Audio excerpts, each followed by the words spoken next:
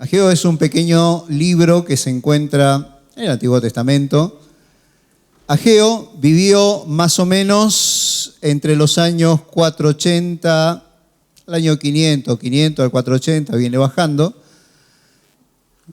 antes de Cristo. Fue un profeta bastante clave para el pueblo de Israel. El pueblo de Israel había sido llevado en cautiverio unos 70 años antes. Fue llevado en cautiverio, estuvieron en toda una región, en Babilonia, en toda una región durante 70 años, después de pasar el tiempo que Dios había ya predicho. Un rey de quien lo tenía cautiverio envía que regrese nuevamente el pueblo de Israel. Y regresa el pueblo de Israel. Esto se encuentra en Esdra, en el libro de Esdra se menciona de este relato que le comento.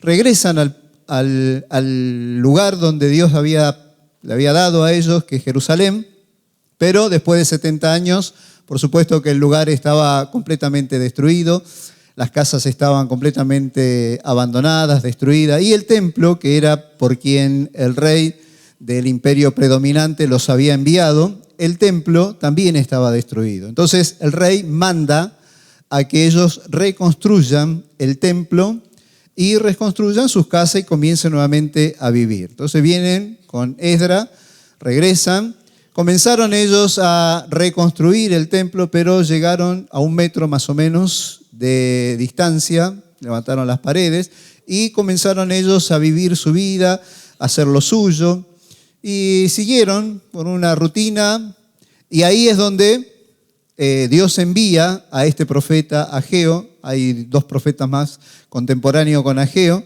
donde Dios le da una palabra a los líderes de ese momento. Eran el gobernador que dependía del imperio predominante.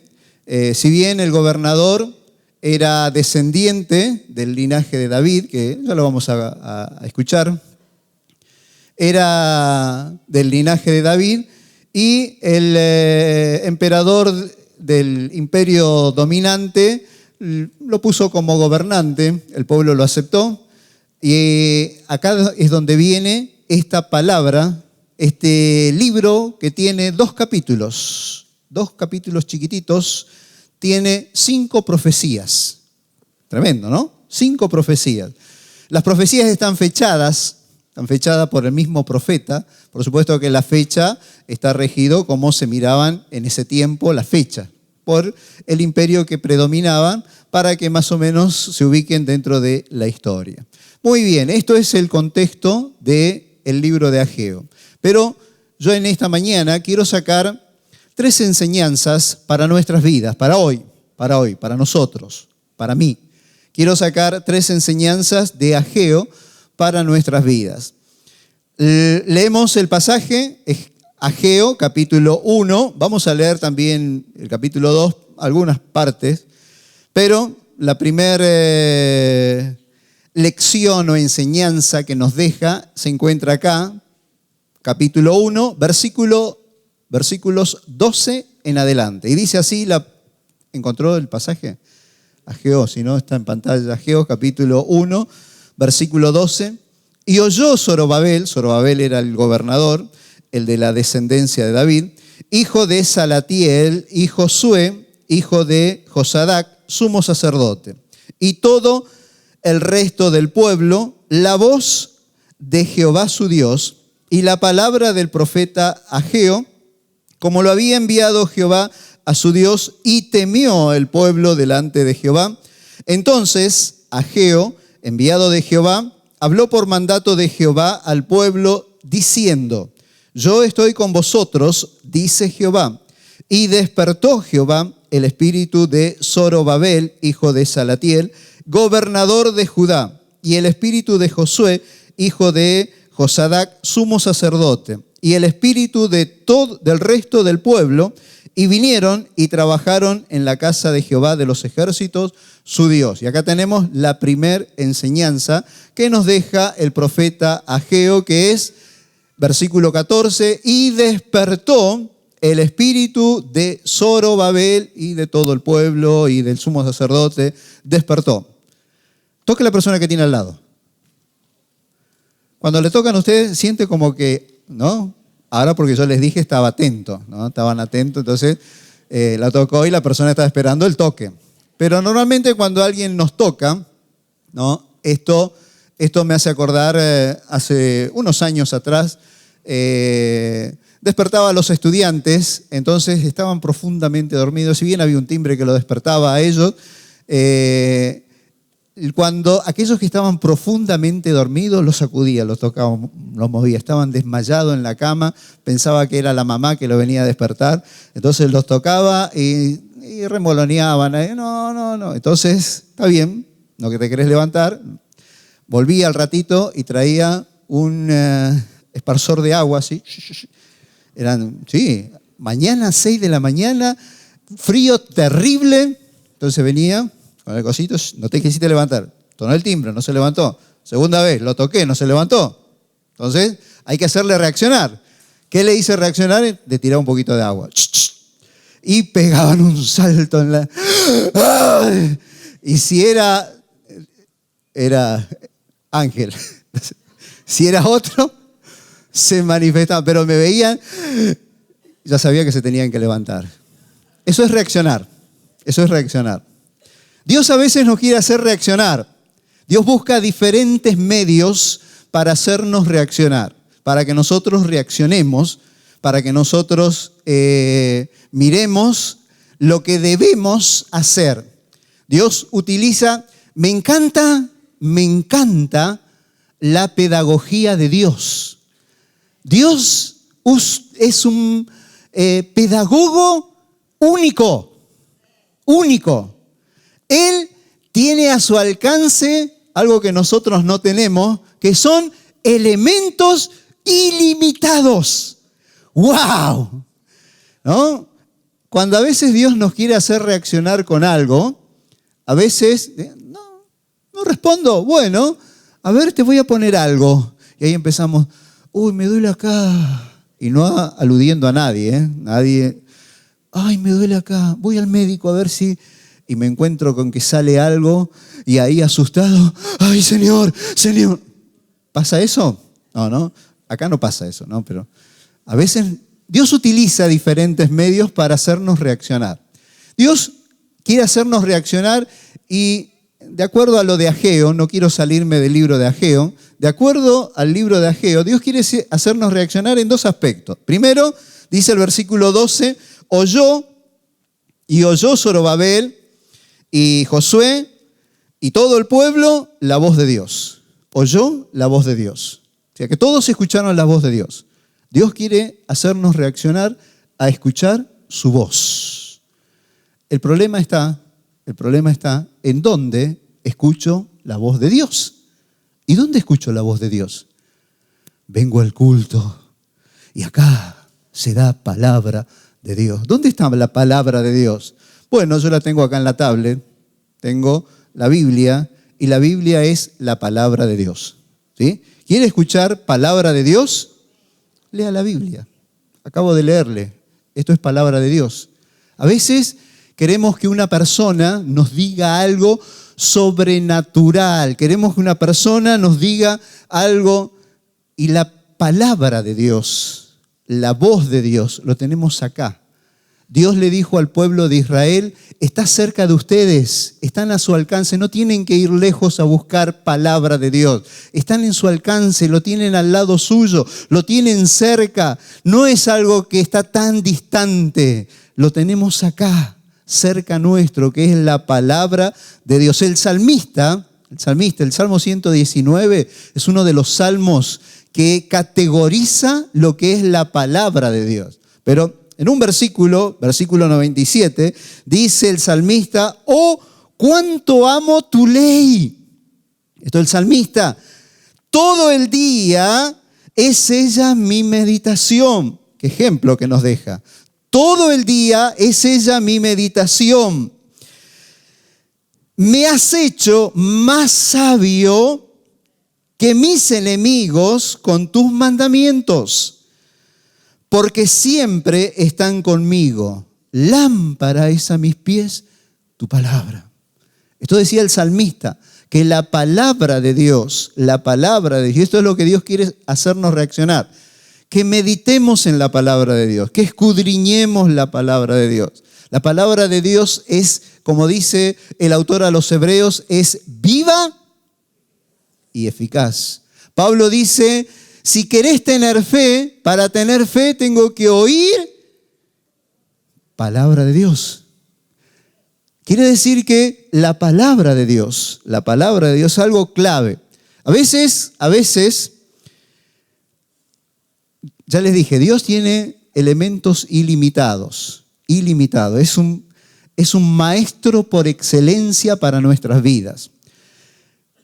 En una oportunidad, y esto está en la Biblia, este relato que le voy a decir está en la Biblia. A ver si se acuerda, bien, y si no se acuerda, no importa. Después lo busca por palabra en el celular, pone 2 palabras y ya le sale todos los pasajes, así que no importa. Esto está en la Biblia. Dios, para convencer a una persona, ¿sí? Dios, para convencer a una persona, miren lo que hizo. Fíjense si no es estos recursos de Dios.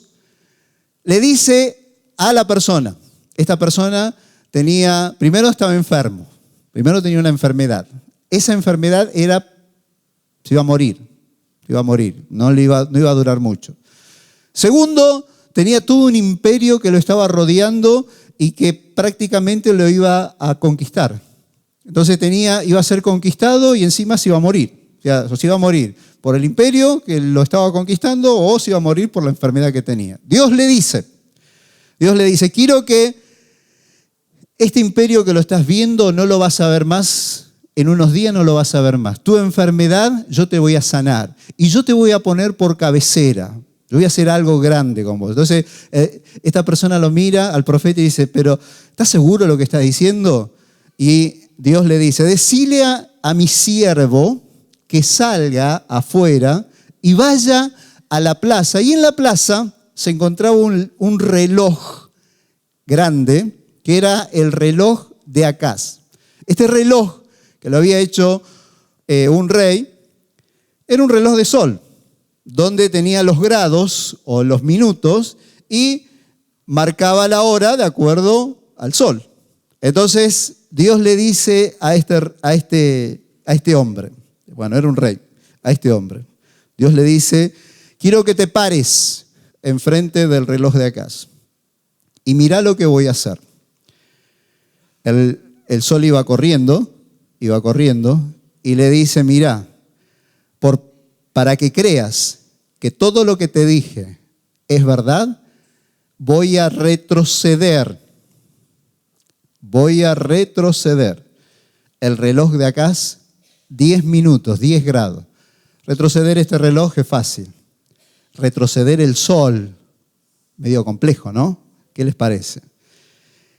Algunos dicen de que lo que hizo Dios fue agarrar el planeta y girarlo al revés, porque en realidad nuestro planeta tiene una circulación y, bueno, sabían esto, ¿no? No es un planeta plano, ¿sabían?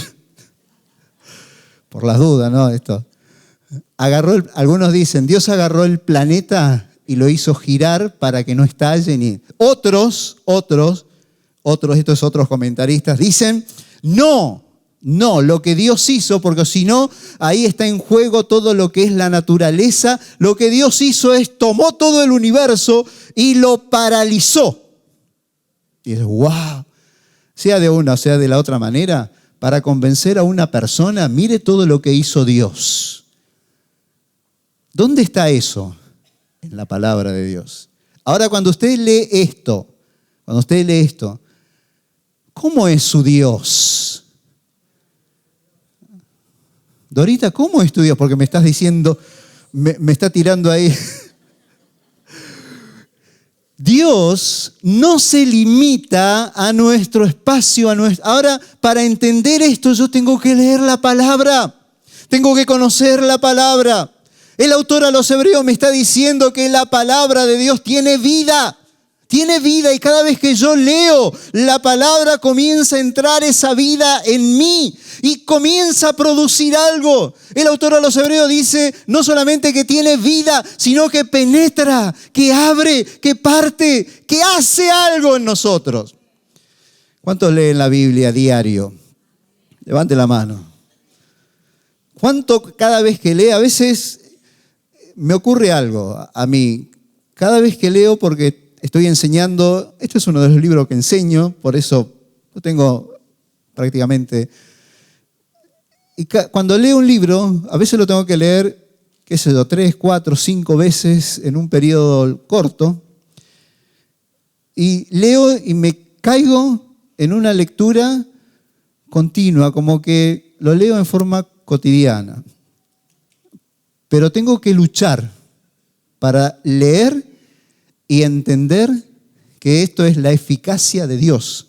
Por ejemplo, acá cuando le está diciendo a Ageo, a Zorobabel le está hablando lo que va a ser y lo que Dios hizo, conociendo la historia, lo que Dios hizo. La palabra de Dios tiene un poder y a veces agarramos la Biblia como un libro más, la abrimos y bueno, tengo que cumplir la lectura, hoy tengo que leer 4 capítulos entonces empezamos, capítulo 1, capítulo 2, 3, 4, terminamos de leer, bueno, Señor, bendecí, amén, ya está, listo, cumplí. Si es eso nada más, déjame decirte que no va a producir nada. La Biblia es un libro que hay que detenerse y cuando comenzamos a leer y comenzamos a meternos, comienza a producir en nosotros algo fuerte, comienza a darnos fe, a darnos convicción, a sentir que la palabra es parte nuestra. Esto es lo que Dios quiere hacernos reaccionar, que la palabra no es algo común, que la palabra es vida y que produce en nosotros algo fuerte, algo especial. Lo segundo que quiere hacernos reaccionar es, dice el versículo 12, la última parte, y la palabra del profeta Ageo como lo había enviado Jehová su Dios, y temió el pueblo delante de Jehová. Y lo segundo que quiere hacernos reaccionar, primero es a considerar la palabra de Dios, a meternos, a permitir que la palabra de Dios produzca en nosotros algo. Segundo, estamos tan habituados a que se nos dice, y es verdad, se nos dice, Dios está con nosotros, ¿sí? Y vamos manejando, ¿no? Vamos manejando, voy con el auto y se me cruza alguien, por ejemplo, ¿no? Se me cruza alguien, cruza la persona el semáforo rojo y yo iba a pasar y pasó la persona y tengo que frenar y cuando freno, ¿qué sale? ¿Qué sale? ¿No? ¡Señor! Y detrás de ese Señor, a veces estamos tan habituados a que Dios está con nosotros que no nos damos cuenta. Y es como que, no sé si reaccionamos que Dios está, y que en realidad tengo que tener reverencia a Dios. Algunos me pueden decir, bueno, pero en realidad Dios está cuando venimos acá y oramos o cuando oro en mi casa. No, Dios está siempre. Miren lo que dice Pedro. Pedro dice, esto se encuentra en Primera de Pedro, capítulo 1, versículo 17, y esto dice Pedro, van a encontrar, Pablo también lo menciona, y si invocáis por Padre, aquel que sin acepción de persona juzga según las obras de cada uno, conducíos con temor todo el tiempo de vuestra peregrinación. ¿Qué está diciendo Pedro? Pedro está diciendo, conducite sabiendo que Dios está. Esto de la peregrinación es nuestra vida, nuestro andario diario, nuestro diario andar. Me conduzco todo el tiempo con reverencia, sabiendo de que Dios está conmigo. Sabiendo de esto es para aclararlo un poquito, esto es, ¿cómo es tu testimonio? ¿Cómo te comportás? ¿Cómo te movés? Dios te está mirando siempre. En ningún momento Dios te dejó de lado. En ningún momento Dios se apartó. Dios está y la presencia de Dios se mueve. Entonces reaccionemos de que Dios se encuentra al lado nuestro y que Dios quiere obrar al lado nuestro. Y nuestra vida, nuestra forma tiene que ir ayornándose, adaptándose a Él. No Dios a nosotros. Nosotros nos ayornamos a Él, nos adaptamos a Él. Nosotros tenemos que vivir una vida íntegra con Él. Esto es temor, esto es reverencia. Esto es lo que Dios nos quiere hacer reaccionar. En meternos en la palabra de Dios para saber lo que Él quiere hacer, para obrar en nuestras vidas, para que nuestra vida crezca, para que crezcamos en fe, para que miremos los milagros que Dios puede hacer, para ver la enseñanza de Dios. Esto es a través de la palabra de Dios. Y lo segundo es el hecho de la reverencia a Dios. Dios está. Por eso mi testimonio, mi forma de conducirse tiene que ser ejemplar. Por eso me tengo que mover en medio de esta sociedad sabiendo que soy un hijo de Dios y que Dios está conmigo.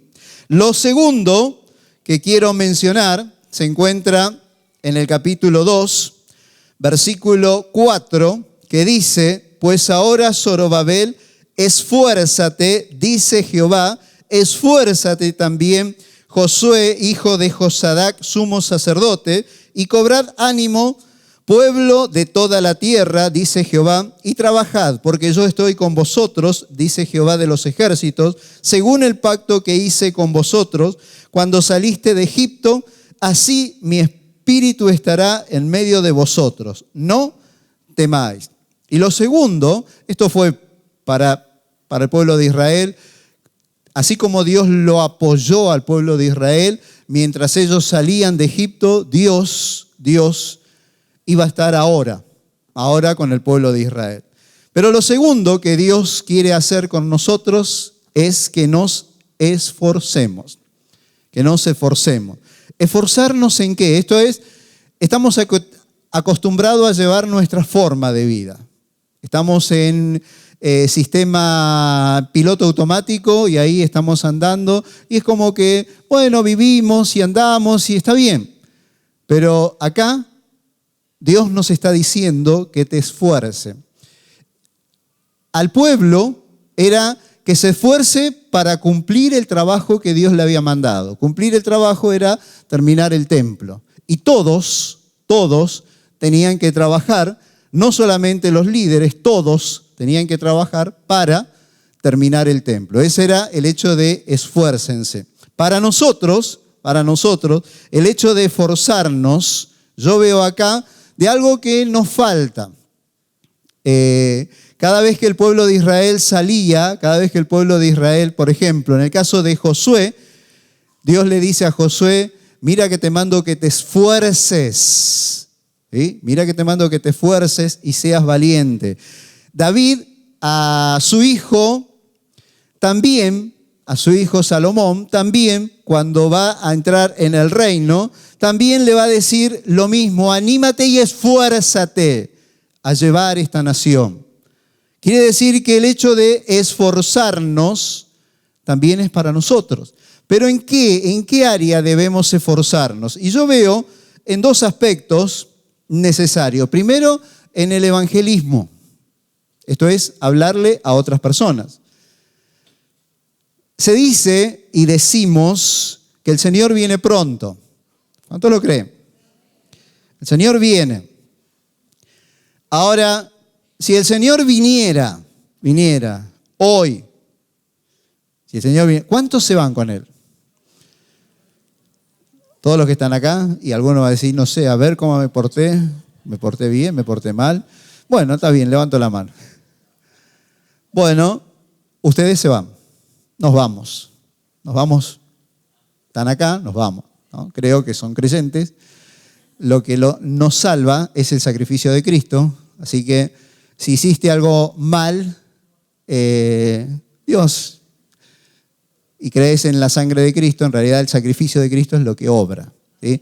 Después tenemos que asemejarnos a la persona de Cristo, pero eso tiene un proceso. Ahora, Pregunto, ¿cuántos tienen familiares que no conocen al Señor? Y acá sí. Y esos familiares que no conocen al Señor no se van a ir. No se van a ir. ¿Por qué? Porque no lo conocen al Señor. No aceptaron a Jesús como su Salvador. ¿De quién es la responsabilidad? Mía. De mi familiar es mía. Y bueno, pero está lejos, yo le hablé muchas veces, ya está, lo dejé, Señor, te lo dejé en tus manos, es más duro. No importa, no importa. Tenemos que hablarles, evangelizarlos, acercarles el mensaje de una o de otra manera. Entonces, que en este tiempo nos dediquemos a hablarles a las personas que se nos acercan.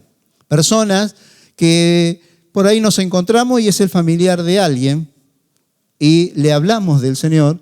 Y a veces los familiares de alguien son más propensos a escuchar a un extraño que al propio familiar. Y a veces Dios nos envía a nosotros para que nosotros le hablemos a una persona que tiene familiar, que es creyente, y ese creyente le habló infinidades de veces y estuvo orando por él, y ahí nos envía a nosotros. Ahora, si nos envía a nosotros y lo veo y me callo, y ahí estamos en otros problemas. Entonces, que en este año, evangelicemos, hablemos a las personas. Que cuando alguien se te acerca, así vas a cualquier lugar, así llegas a un lugar, hablale de lo que Dios está haciendo en tu vida.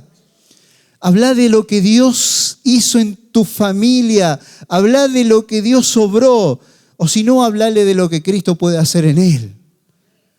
Pero hablale, evangeliza. Toma este tiempo para hablar con personas que conozcan. Esto tenemos que esforzarnos, porque si no nos esforzamos, las personas se van a perder por nuestra culpa, por culpa de la iglesia. Nosotros somos los responsables de llevar el evangelio. No irán, dice Pablo en la carta a los romanos. ¿Quién irá si no hay nadie quien le predique? ¿Quién oirá si no le llevan el mensaje? Nosotros somos los responsables. Esforzarnos al evangelismo, esforzarnos a hablarle a otras personas. Y segundo, algo que me llama mucho la atención, ¿sabe? En la membresía son muchos de los que estamos anotados y que dijimos que, por ejemplo, lo que pasaron hace un rato, y ellos hicieron la membresía, dijeron queremos ser parte de la iglesia. Bueno, creo que ellos no figuran en esta contabilidad que le voy a pasar. Tenemos una membresía que es la última que miré hace ya unos meses, pero es más o menos algo así de 1.010 personas. Ahora quizás son 1.020, con estos que pasaron acá, que no lo tengo registrado. Pero son 1.010 personas, 1.000, vamos a poner, 1.000 personas. Hay más o menos alrededor de 800 sillas, 700, en realidad hay 760, según me había dicho el encargado de limpieza. 760, 800 sillas, por supuesto que las que están acá, excluyendo estos bancos, y no pusieron acá yo, excluyendo estos bancos.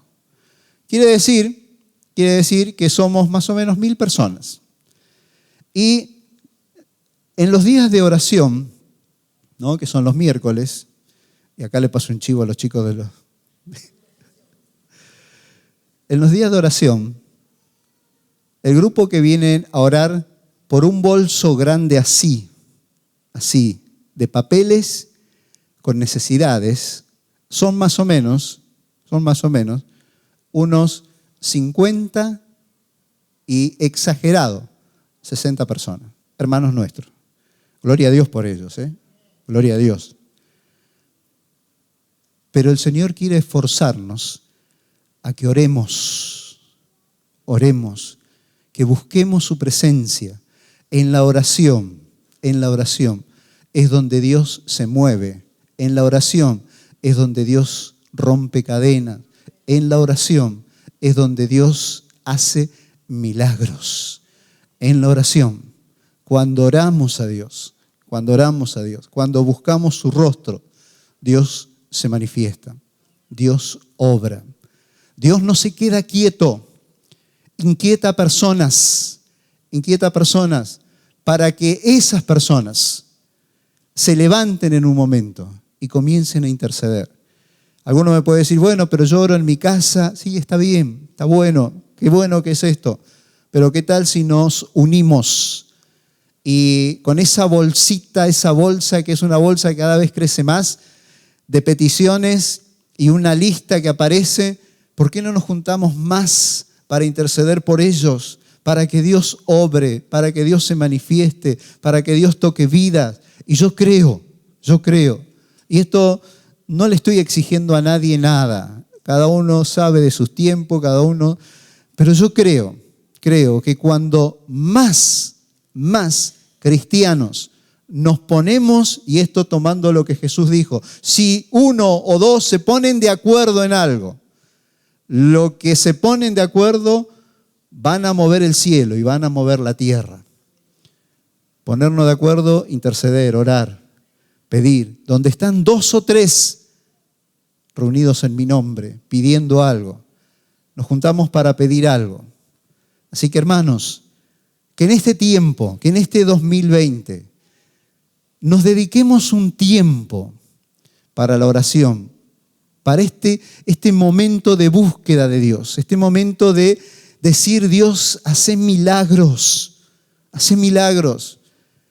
A veces vienen papelitos y algo que les comento yo al grupo de intercesión, que vienen, mirá, está fulano de tal, qué bueno. Sí, dicen, me lo dieron para que ore, y está bien, den todos los papelitos que quieran, está bien.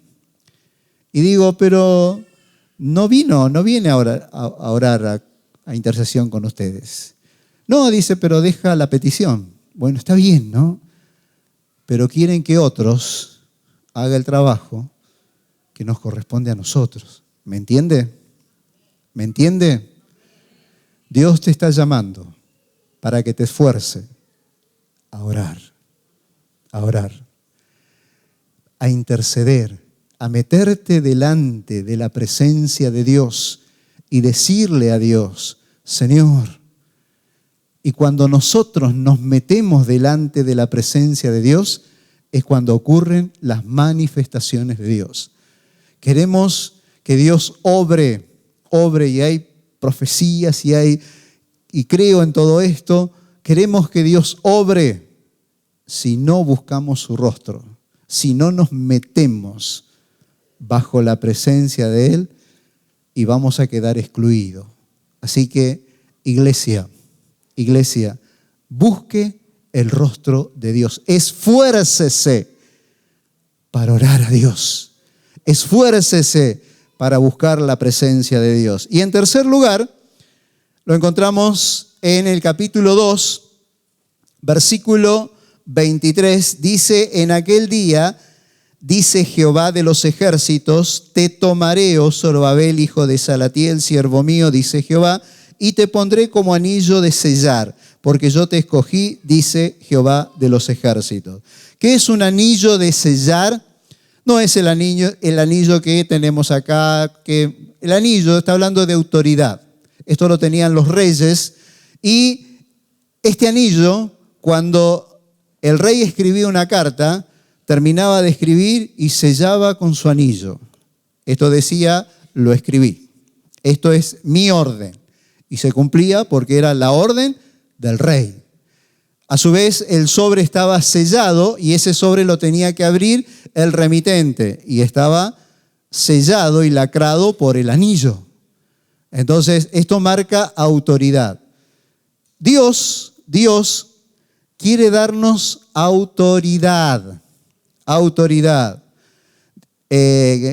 No lo leí hoy, pero ahora sí quiero leerlo. Se encuentra en Efesios capítulo 1, versículo 17, que dice, para que el Dios de nuestro Señor Jesucristo, el Padre de gloria, os dé espíritu de sabiduría y de revelación en el conocimiento de Él, alumbrando los ojos de vuestro entendimiento, para que sepáis cuál es la esperanza que Él os ha llamado y cuál es la riqueza de la gloria de su herencia en los santos y cuál la superminente grandeza de su poder para con nosotros los que creemos, según la operación del poder de su fuerza, la cual operó en Cristo, resucitándole de los muertos y sentándole a su diestra en los lugares celestiales, sobre todo principado y autoridad y poder y señorío y sobre todo nombre que se nombra no solo en este siglo, sino también en el venidero. Y sometió todas las cosas, esto es Cristo, todas las cosas bajo sus pies y lo dio por cabeza sobre todas las cosas a la iglesia. Esto es autoridad. Autoridad delegada de Cristo hacia nosotros. No quiero hablar de la autoridad y ni quiero hacer una apologética de la autoridad. Simplemente acá quiero mencionar dos aspectos claves que a mí me parece que tenemos que tener presente, ¿sí? Dos aspectos que ocurría esto en el tiempo de Ageo, que en el tiempo de Ageo ellos dejaron de hacer algo, dejaron de obedecer a Dios, dejaron de hacer algo y el dejar de hacer lo que Dios le manda es pecado. Entonces yo quiero mencionar que Dios nos da autoridad en dos aspectos. Primero, nos da autoridad para vencer el pecado. Ya no somos más esclavos del pecado. Y ojo, cuando estoy hablando de pecado, estoy mencionando de diversas acciones que hacemos que no está bien, que no corresponden a una vida cristiana. Por ejemplo, entre ellos entraría el hecho de dejo dominarme por mi carácter, ¿no? Y algunos dicen, mi carácter es así que aguantátela. ¿Qué te dice Dios? Si tu carácter es así, déjamelo que yo te lo domino. Déjamelo. Y pone a otra persona que es mucho peor, ¿no? Y ahí los caracteres comienzan a chocar y ahí hasta que la persona dice, está bien, Señor, basta, perdóname. Bueno, permití. En Romanos capítulo 6, versículo 12 dice, no reine pues el pecado en vuestro cuerpo mortal, de modo que le obedezcáis en sus deseos, ni tampoco presentéis vuestros miembros al pecado como instrumento de iniquidad, sino presentaos vosotros mismos a Dios como vivo de entre los muertos y vuestros miembros a Dios como instrumento de justicia, porque el pecado no se enseñorea de vosotros, pues no estáis bajo la ley, sino bajo la gracia. El pecado no tiene control sobre nuestras vidas. Las acciones del pecado son controladas por nosotros. Dios nos dio la autoridad para decir, esto no lo hago. Por más que tenga gana, por más que lo quiera, por más que me parece que no lo hago, porque está mal, porque a Dios no le agrada, porque Dios está buscando la excelencia en cada uno de nosotros. Dios está buscando que cada uno de nosotros seamos ejemplos y testimonio de Cristo acá en la tierra. Acá veo un montón de Cristo. A ver, todos los Cristos levanten la mano. Algunos. Somos todos. De ahí viene la palabra cristianos. Cristianos. Somos estos Cristos andando en la tierra. Para eso el pecado no tiene control de nosotros. El pecado nosotros tenemos la autoridad de decir, esto no lo hago. Y pararme, y Dios dice, yo te doy la autoridad. Yo te doy la autoridad para que no hagas esto. Tengo que comprender, tengo que entender de que Dios está conmigo y Él me ayuda a no cometer ninguna falta. Lo segundo que nos da autoridad es en cumplir el propósito de Dios acá en esta tierra. Dios te llamó con un propósito. Dios te llamó con un propósito y Dios quiere cumplir ese propósito.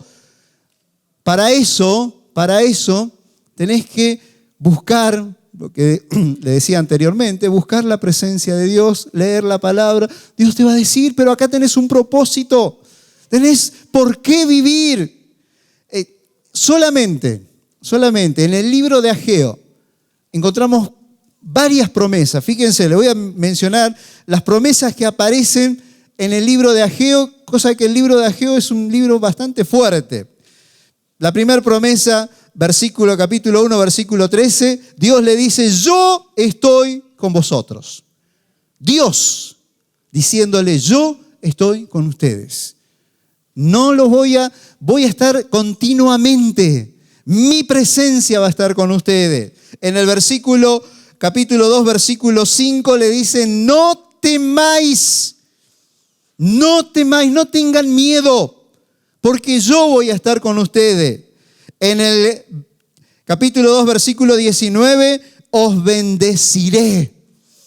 Os bendeciré, esto es, se iban a abrir las ventanas de los cielos y Dios lo iba a bendecir. Estaban viviendo escasez porque no obedecían a Dios. Ahora Dios le dice, los bendeciré. Abriré las ventanas de los cielos y van a ser bendecidos. Y en el versículo 23 dice, yo te escogí, yo te tomé. Y si estás en mi mano, nadie te va a sacar de las manos de Dios. ¿Hay alguien que nos puede separar del amor de Dios? Dios nos tiene en su mano. Así que estamos acá en la tierra con un propósito. Cumplamos ese propósito de Dios. Ageo nos presenta estas tres enseñanzas súper fáciles que nos ayudan primero a reaccionar. Reaccionemos en la palabra de Dios. Reaccionemos en reverenciar a Dios siempre con nuestro testimonio. Esforcémonos en el evangelismo, en la oración y tomemos la autoridad de Dios para que el pecado no nos encadene, para que el pecado no nos deje. Tomemos la autoridad de Dios. Dios nos da autoridad. El pecado no tiene control de nuestra vida y cumplí el propósito de Dios. ¿Qué tal si nos ponemos de pie por un segundo? Póngase de pie junto conmigo.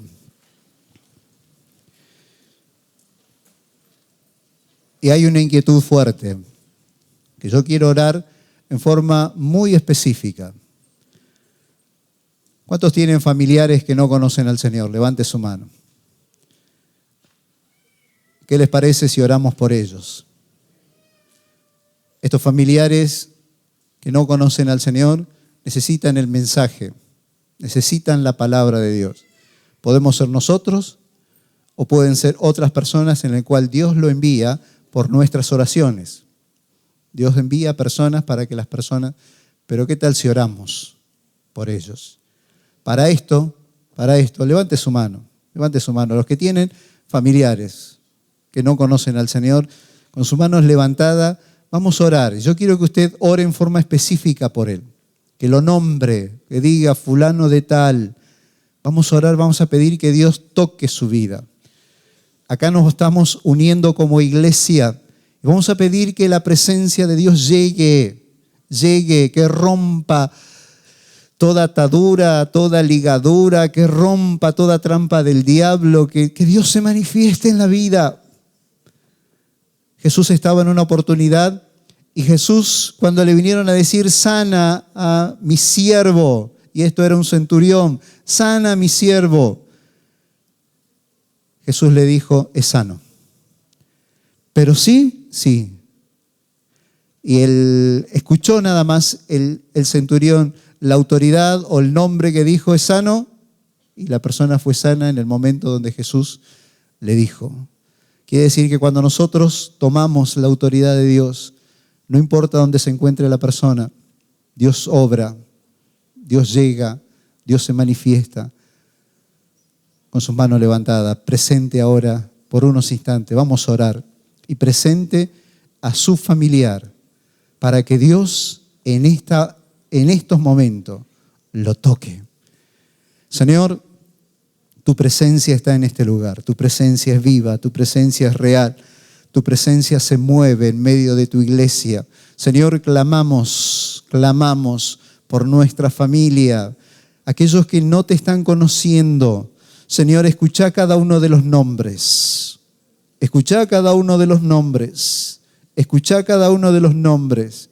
Señor, en esta mañana enviamos tu palabra para que tu palabra llegue a la persona. Señor, en estos momentos, toca la vida de la persona. En estos momentos, llega a su corazón. Deshacemos toda obra del diablo. Deshacemos toda trampa del enemigo para que la persona no escuche. Deshacemos, Señor, para que tu palabra llegue, los toque, los ministre. Señor, obra, maniféstate en estos momentos en su vida. Tócalos y que tu gracia llegue a sus corazones. En tu nombre, Jesús. Amén. Tengo otra carga también. Dios obra milagros en estos tiempos. ¿Cuántos creen esto? Dios obra milagros. Y yo creo que cuando la iglesia clama por algo, la mano de Dios comienza a obrar. Si bien Dios no tiene mano, pero para decir algo, Dios comienza a obrar. Comienza a sanar, comienza a manifestar. En esta hora, aquellos que tienen problemas físicos y que fue por años y que por mucho tiempo le ha pedido a Dios que Dios obre y crees que Dios lo puede hacer, levanta tu mano. Aquellos que tienen problemas físicos, levanta tu mano. Dejala en alto. Los que están cerca, esto es cuestión de iglesia, deja tu mano levantada. Los que están cerca, atrás, adelante, mira a tu hermano, ponele la mano en el hombro y vamos a orar como iglesia. Y acércate a alguien, hay hermanos que están con las manos levantadas, acércate a alguien, ponele la mano en el hombro, si está adelante, ponele la mano, si está al costado, acércate, si ves que está una fila de atrás, si está solo, anda, pero que todos los que tienen las manos levantadas sean tocadas por alguien. Y vamos a pedir que Dios en esta mañana obre en nuestras vidas con sanidades, con milagros. Para Dios nada es imposible. Dios tiene sus momentos, Dios tiene sus tiempos, pero Él quiere obrar en nuestras vidas. La presencia del Espíritu de Dios está en este lugar y su presencia quiere hacer algo especial. Vamos a orar por estos hermanos. Señor, en esta mañana nos juntamos como iglesia y te pedimos que toques a nuestros hermanos que están pasando por circunstancias, enfermedades de años. En estos momentos, Señor, comenzá a revertir situaciones, comenzá a sanar, comenzá a tocar, comenzá a obrar. Tu palabra es viva y eficaz. Tu palabra llega, tu palabra se manifiesta. Espíritu de Dios, llega, Señor, obra milagros, manifesta de tu gracia, manifesta de tu presencia. Señor, que en estos momentos tu mano comience a romper, comience a obrar, comience a manifestarse. Comenzá, Señor. Nada imposible para tu presencia.